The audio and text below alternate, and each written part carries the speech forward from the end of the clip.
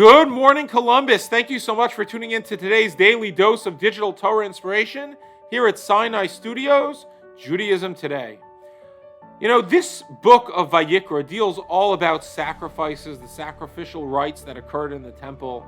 And it got me thinking of the idea of sacrifice. What is the meaning of sacrifice? We know sacrifices play a major role in Judaism, but what does it mean for our lives? And as I was thinking about this idea, it occurred to me.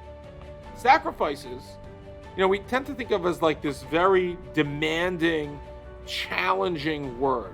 Like when we're called upon to make a sacrifice, to lose something, to give something up, and it can hurt. You sacrifice something for, a child. You sacrifice this for someone else, right? You're giving something up. You're losing something in order to achieve whatever goal you want. And that's true, and that is a correct meaning of sacrifice. But the Hebrew word for sacrifice means karban. It is karban, and it means to come close, from the word karov. And somehow through sacrifice, we're meant to come closer. What does that mean? Why is that the case?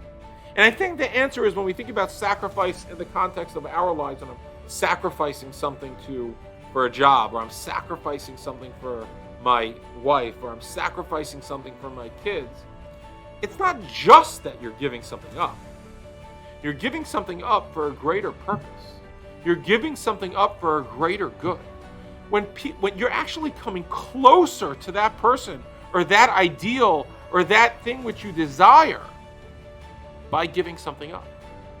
So you see, sacrifices really are things which we give up to get to a higher, more close place. You might sacrifice a lot of time in law school in order to become a lawyer. You might sacrifice a lot of your time and energy in order to achieve, and your maybe discretionary time in order to give back to a communal institution, to be a president of a shul or something, right? You're sacrificing something, but it's for a higher good. It's for a higher purpose. When we think about sacrifices, the Hebrew word to me is something which is more compelling because it reminds us of why we're in this in the first place. Why are we doing this sacrifice? Let us consider the sacrifices in our lives. We're all at some point giving something up for a higher purpose.